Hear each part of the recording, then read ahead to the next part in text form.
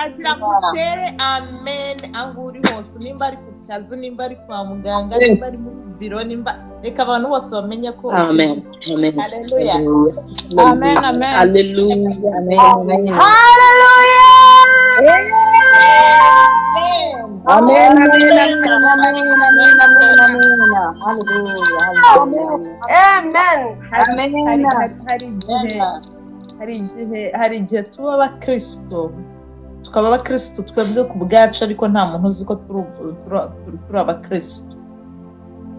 Hari igihe tugenda mu nzira twumva ko kuba abakristo ubwacu biba bihagije, kumbe ntabwo bihagije. Haleluya. Amen. Amen. Iyi si igomba kumenya ko turi abakristo nyabo. Haleluya. Turi abakristo. Amen. Amen. Mu kuvuga gusa ibya Yesu ntabwo bihagije. Ntabwo bihagije kumva ko ubukristo bwacu buduhagije twebwe ubwacu, ariko dukeneye ko n'abantu bo hanze bagomba kumenya ko dukijijwe, kandi mu bikorwa byacu, mu gutegereza Imana, mu gutunganira Imana, no mu kugendana n'Imana. Haleluya. Amen. Uyu munsi navugaga ni apotre yampamagaye ngo nze mbwiriza ubutumwa. Ndabwiriza iki abantu? Mana, ni ijambo ryawe ibyo nshobora kuba navugana n'abantu bawe. Icyo mbasabye kwanza, abantu bose muri ahangaha nimugende utararangiza. Haleluya. Kuko ushaka kugenda kandi Imana ifite ijambo ryawe, tukajya kugushaka nyuma tukakubura. Haleluya. Amen. Haleluya. Amen. So, Amen. nabazaga Imana se aba bantu bawe ndababwira iki uyu munsi wa none? Ariko Imana irambwira ngo mbabwire ngo nta kintu cyiza nko gutegereza. Haleluya. Amen. Ngo mbabwire ngo nta kintu cyiza nko gutegereza. Gutegereza Imana urayibona. Haleluya. Ibintu byawe bishobora kuba bigaragara ko byatinze. Ushobora kuba waratinze kubyara, ushobora kuba waratinze gushaka, ushobora kuba waratinze kubaka ya nzu yo watekerezaga ko ugomba kubamo, ushobora kuba warategereje ka kazi kaza abandi bakakabona ariko we ntukabone, ushobora kuba waragiye ugategereza, ariko gutegereza kwawe ntago byapfuye ubusa. Haleluya. Haleluya. Ndamubwira ngo gutegereza kwawe ntago byapfuye ubusa, ahubwo Imana irashaka kureba ko witegereza nayo ikakugaragarira. Haleluya. Amen. Haleluya. Haleluya. Murambabarira, uyu munsi ni ubwa kabiri mbwiriza mu Kinyarwanda, ariko ndagerageza. Ndaza kugerageza. Reka dusome muri Yohana igice cya 20 kuva ku murongo wa mbere kugeza ku wa 18. Ndasoma. Wa mbere w'iminsi 7 mu bungabungo atarabona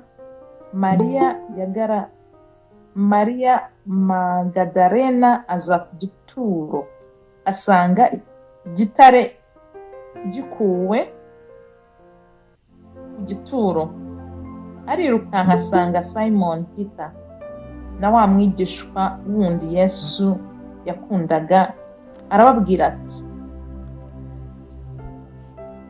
bakuye umwami mu gituro kandi ntituzi aho bamushyize. Petero arasohokana na wa mwigishwa wundi bajya ku gituro, bombi birukira icyarimwe, ariko uwo mwigishwa asiga Petero aba ari we ubanza kugera ku gituro. Arunama arungurukamo abona imyenda y'ibitare ishyizwe hasi ariko ntiyinjiramo.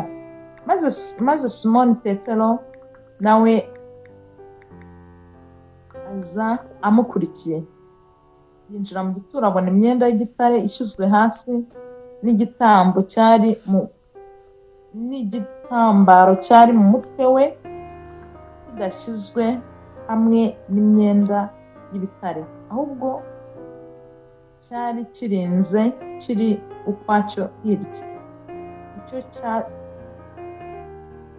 cyatumye na wa mwigishwa wundi wabanje kugera ku gituro nawe yinjira abibonye, yizera ibyo yabwiwe na wa mugore, kuko bari bataramenya ibyanditswe ko akwiriye kuzuka. Maze abigishwa basubirayo bajya iwabo. Ariko Mariya yari ahageze ku gituro arira. Akirira arunama arunguruka mu gituro, abona abamarayika babiri bambaye imyenda yera bicaye, umwe ku musego n'undi ku mirambizo, aho intumbi ya Yesu yari yarashizwe. Baramubaza bati, "Mugore, urarizwa n'iki?" Arabasubiza ati, "Ni uko bakuyemo umwami wanjye, nanjye sinzi aho bamushyize." Amaze kuvuga atyo arakebuka abona Yesu ahagaze, ariko ntiyamenya ko ari we.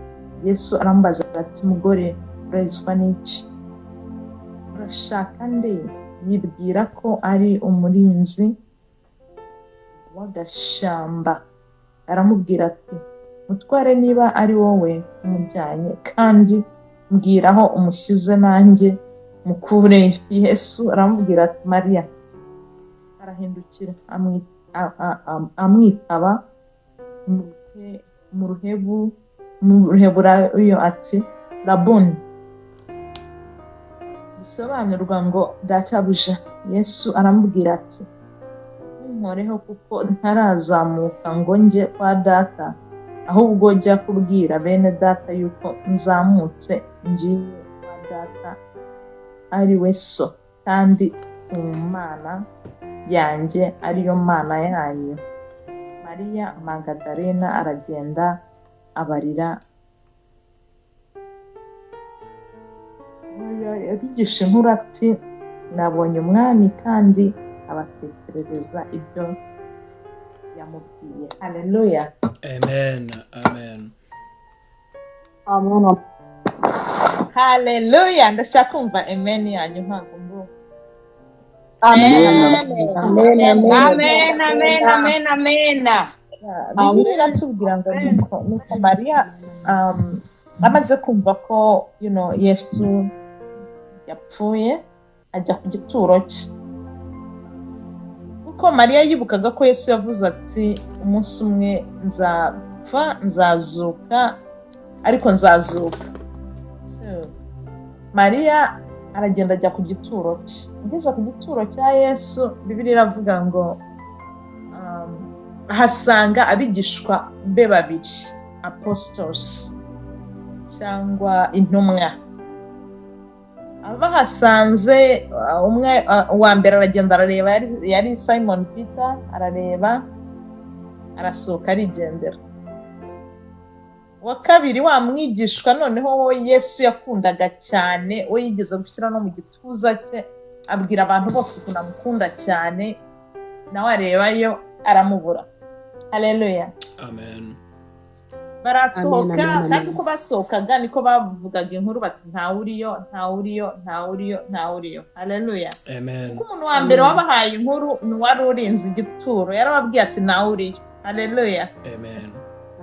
N'intumwa ziraza ebyiri zose barareba, ntawuriyo. Ariko bimwanga mu nda Mariya, aravuga ati, "Nanjye ngomba kugenda ngakomfaminga." Haleluya.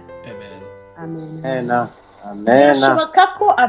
Birashoboka ko abantu bashobora gusenga ariko ntihabeho ukubaho kw'Imana, babe babona Yesu ubwabo. Haleluya.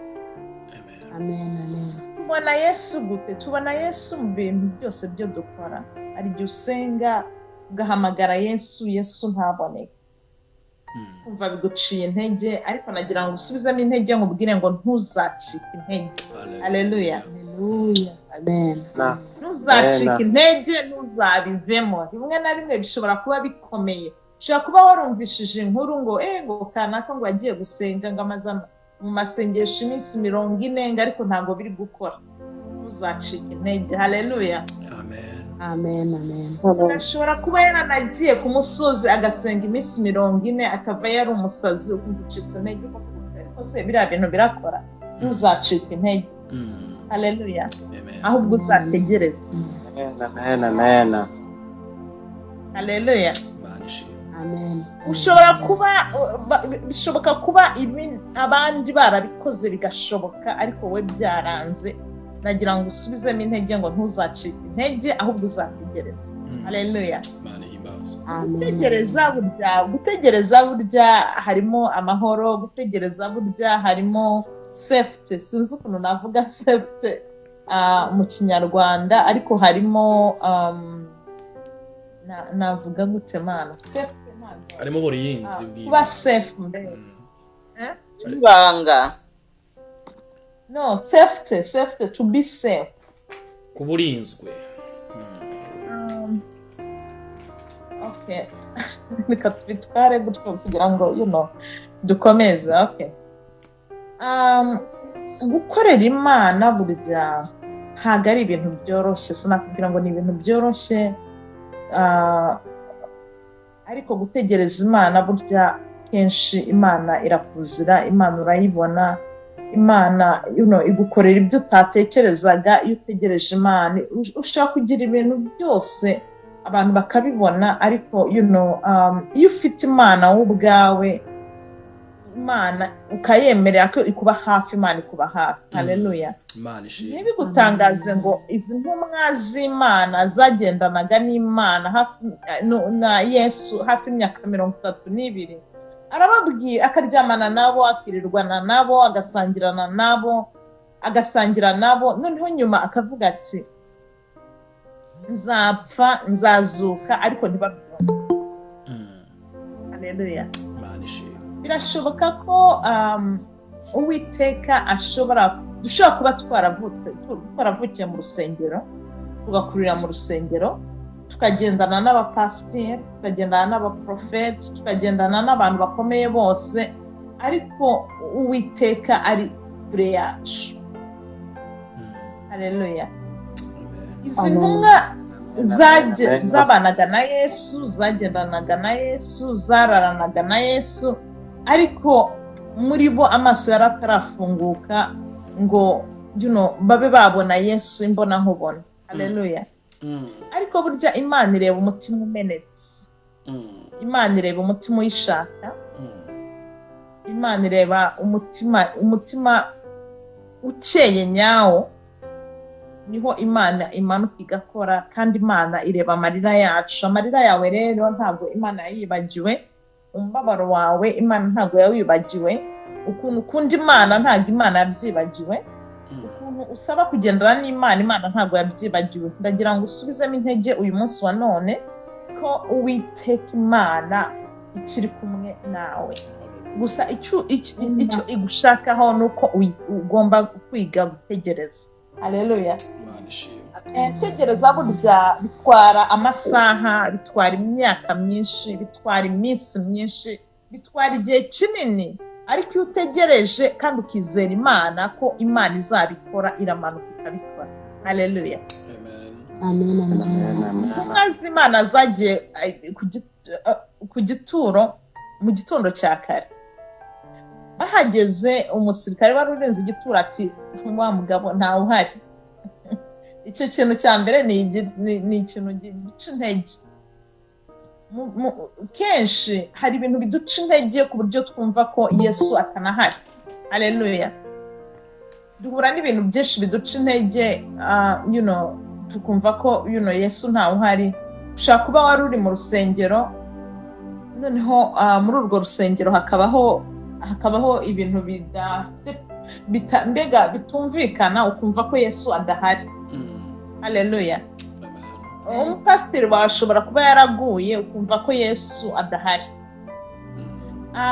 Ushobora kuba warasenganye n'umuntu akagwa ukumva ko Yesu atagihari, ariko Yesu nagira ngo ubwire ngo Yesu arahari. Haleluya. Haleluya.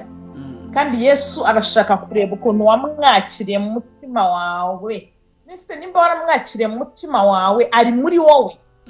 Haleluya.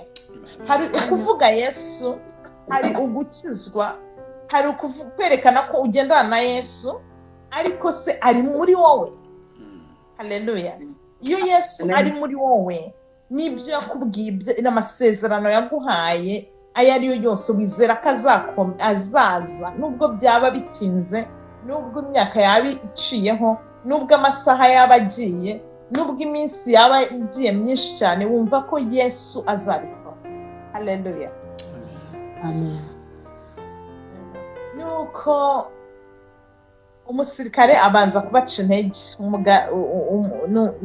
turamwita umugardeniye mbega wari urinze icyo gituro. Barahagera abaca intege arababwira ati ntawe uhari. Intumwa zinjiramo ziti ntawe uhari. Ariko Mariya aravuga ati urabizi, ngomba gutegereza bakajyayo bose bakavayo nkajyayo nkirebera. Haleluya. Amen. Nagira ngo nkubwire ngo rimwe na rimwe ni byiza gushaka confirmation y'Imana. Yes, umuhanuzi ashaka kuba yaraguhanuriye, pastor ashaka kuba yaragusengeye, ariko se ufite confirmation y'Imana wowe? Haleluya. Amen. Wowe tuvugana uyu munsi ufite Imana yarakonfirminze. Umuntu ashobora kuba yaravuze, ariko se Imana yarakonfirminze. Ushobora kuba warasomye ijambo ry'Imana, ukumva ko ariko bizamera, ariko se Imana yarakonfirminze. Nawe ubwawe ugomba kugenda ugakonfirminga. Ukavuga uti okay, bamvuze hino, bansengeye ibi n'ibi, ariko ngomba gukora confirmation. Haleluya. Gutegereza Imana biguha confirmation. Haleluya. Kuko Imana iramanuka ikamukonfirma, ireba umutima wawe ikamanuka igakonfirminga. Kuko Imana ntago ibishaka gukozwa n'isoni. Haleluya. Amen. Imana ntago yakemera gukorwa n'isoni. Haleluya. Amen. Bibiliya irambwira ngo Mariya nuko aragenda, ageze arungurutse mu gituro. Uwa mbere we yabonye n'umumarayika wari uri ku mirambizo cyangwa ku birenge, I think ku birenge uko Yesu mbega bari bamuryamishije. Undi yarahagaze ku mutwe hafi aho bari bashyize umutwe we, noneho arababona abamarayika. Arangije ati ibi ntibihagije. Arangije yumva ijwi rimuvugisha riti nta wari yahavuye. Akumva ijwi ry'aba bantu rimubwira bati yahavuye. Haleluya. Ariko aravuga ati ntabwo bihagije.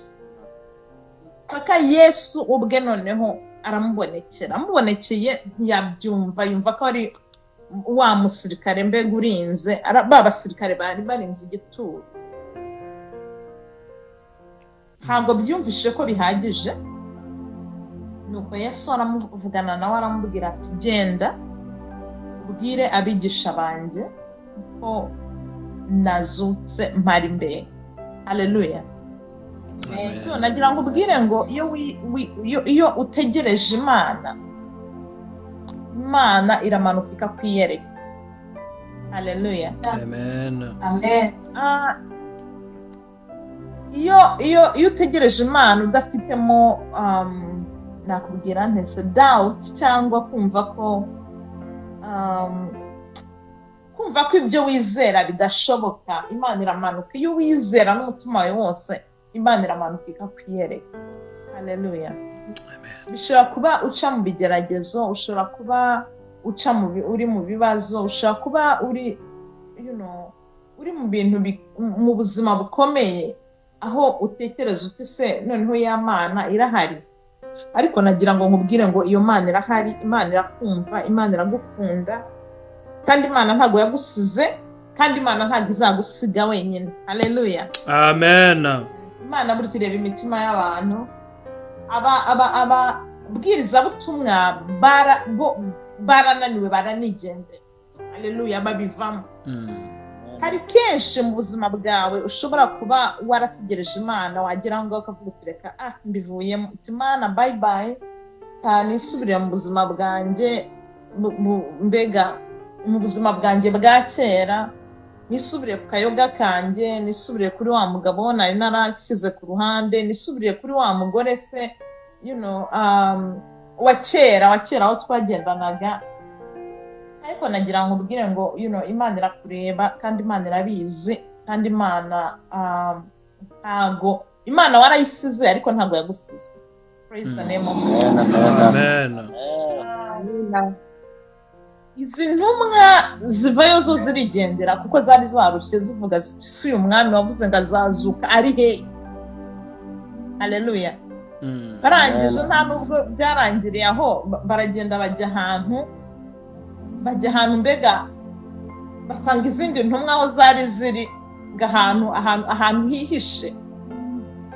Haleluya. Ahantu hihishe, bagira ubwoba, baravuga bati ubu ngubu ati noneho baraza kuduhiga, ubwo bishe Yesu natwe baraza kutwica, ubwo bishe Yesu natwe ntabwo turi busigane, ubwo bishe Yesu abatubonanye nawe bari kudushakisha natwe. Bajya ahantu batangira gutitira, bafite ubwoba. Ubwo nibwo Yesu yabonekeraga Mariya, aramubwira ati genda ubwira abigisha banjye ko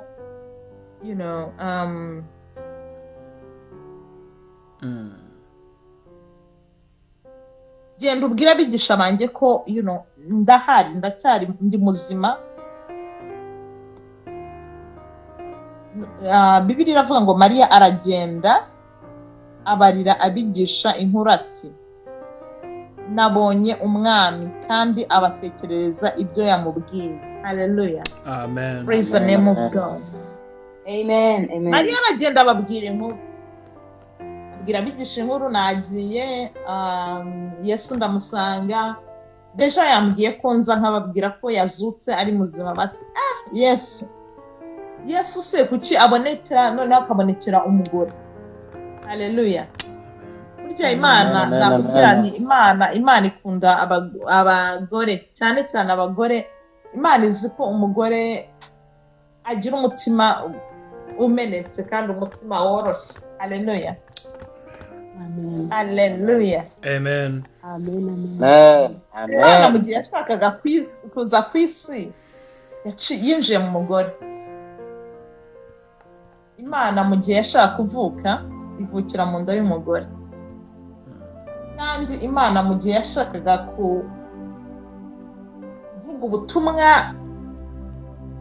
iciye mu mwana w'umuntu, umuntu wa mbere we yaciyemo ni umugore. Haleluya. Haleluya. Amen. Ahangaha rero kuvuga ijambo mu mugore haryo ni agasuzuguro, ntabwo ari agasuzuguro. So uwo ari we wese w'igitsina gore uri ahangaha ashimira Imana cyane kuko ari umugore.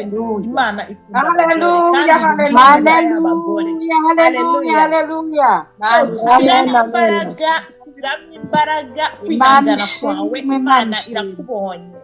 Haleluya.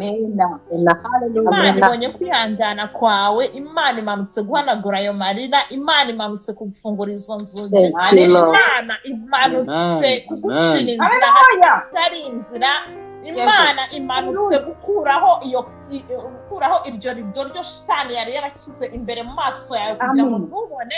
Imana izagagura iyo migozi yose yo Shania yari yaragufunze kubera kwihangana kwawe. Haleluya. Amen. Abantu b'igitsina gore bose barahangaha musubiremo imbaraga. Amen. Ubwanyu muri reka habemo ububyutse bwira umwuka Amen. Hallelujah. n'imbaraga reka habemo ububyutse muri njyewe ububyutse bwo kumva ijambo ryawe kuko umuntu wa mbere wabwirije ubutumwa yari umugore. Haleluya. Amen. Dushimira Imana kuko uri umugore. Ntihazagira umuntu n'umwe uza akaguhagarika akakubwira ngo ntuzavuge ijambo ry'Imana ngo ntuzakora ibi n'ibi ngo kuko ni iby'abagabo. Haleluya. Umuntu wa mbere umugore. Ese mu myaka yo Imana yaguhaye yose urakora iki? Urakoresha imbaraga ziri muri wowe kujya hanze kubwiriza ubutumwa? Mbese uri kubwiriza ubutumwa? Mbese uri gusengera abantu? Mbese cyangwa urategereje ngo umugabo azabikora? Burya Imana yahaye ubwenge abagore bwinshi n'abagabo. Imana yabahaye ubwenge, yes, ariko Imana yahaye ubwenge abagore bwinshi. Uti gute?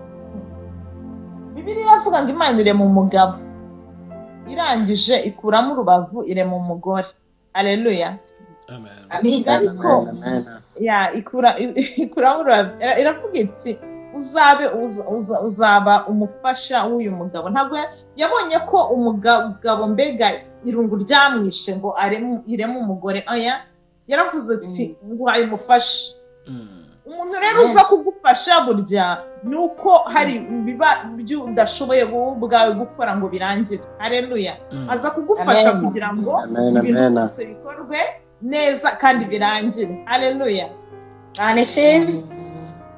So wowe ubwawe umudamu uri kunyumva ahangaha cyangwa umuntu w'umukobwa uri kunyumva ahangaha, menya ko hari imbaraga z'Imana zo yagushyizemo ziruta imbaraga z'umufasha wawe. Haleluya. Ntabwo nkubwiye mugende uve mu rugo uvuga uti njyewe mugabo ahangaha mu rugoya. Bibiliya yaduhaye abagabo kuko abagabo ngo nibo mutwe wa famiye. Haleluya. So tugomba kubaha abagabo bacu. Bibiliya iravuga ngo abagabo bacu nabo bakadukundwa kaza cyane. Haleluya. Amen. Icyo navuga cyo nuko hari imbaraga ziri muri wowe, hari ubushobozi buri muri wowe, ariko wowe ubwawe niwe ugomba kubwishakishamo kandi ukaba wabubona. Haleluya. Amen. Haleluya. Amen. Amen. Imana irakukunda cyane. Imana yaragutoranyije. Iragushakisha amanywa na nijoro. Wowe ubwawe uhora ku mutima w'Imana, kandi Imana ntabwo yabikora wenyine itagufite. Haleluya. Amen. Haleluya. Cyara n'abadamu uyu munsi none. Haleluya. Haleluya. Ntabwo mbizi, sinzi umubare w'abadamu uri ahangaha uyu munsi. Imana yo irabizi.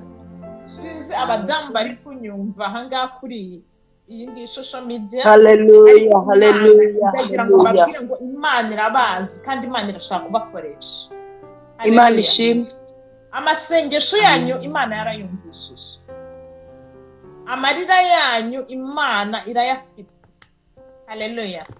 Bibiliya iravuga ngo Imana amarira yose turira Imana iragenda hari amajerekani n'amajerekani y'amarira yawe Imana ifite mu ijuru. Haleluya. Ariko Imana imanutse kugusubiza. Amina. Imana imanutse kukurwanirira. Imana imanutse kukwambika izindi mbaraga. Imana imanutse kuguha imbaraga zo kwizera. Haleluya. Hari igihe ucika intege ukumva kwizera Imana bitagishobotse kubera ibibazo uri gucamo, ariko ndagira ngo ubwire muri uko kwihangana kwawe niyo Imana imanuka ikagukorera ibikomeye. Haleluya. Ntuzacike intege rero, ahubwo uzagire kwihangana. Haleluya. Amina. Muri uko kwihangana niho Imana imanukira ikakwiyereka. Niho Imana imanukira ikagucira inzira. Niho Imana imanukira igakora ibyananiye abandi. Haleluya. Amina. Imana imanukira ikakuvugisha. Praise the name of Jesus. Hallelujah. Amen. Amen. Hallelujah. uwiteka afite imbaraga nyinshi zo abana b'abantu badashobora kwiyumvisha. Haleluya. Kandi ngiyo Imana yaguciriye inzira, iba yaguciriye inzira, nta mwana w'umuntu ushobora kuza kuguhagarika. Haleluya. Imana yatumye Mariya genda ubabwire ko ndahari. Haleluya. Ko navuganye nawe. Ariko barangije baramureba baravuga ati umugore, uyu mugore naje kudutera inkuru gusa ahangaha, nubwo watwifitiye n'ahangaho twihishe, ntabwo tuzi ko ejo hacu hazamera. Yesu niwe waduhaga ibiryo, Yesu niwe wadugendanaga natwe, Yesu niwe wadukizaga, Yesu kugendana nawe twumvaga turi ba superstar. None Yesu ntakiriho, uyu mugore atubwira ibiki? None ngo yamubonye, banga kubyemera. Haleluya. Amen. Ariko Yesu areba imitima yabo aravuga ati okay, banze kubyemera, ntugire ikibazo.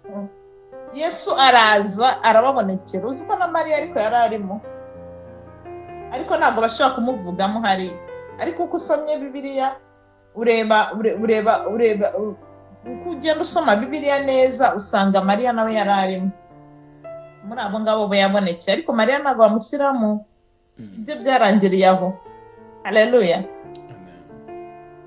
Amen. Arababonekera arababwira ati ndi muzima.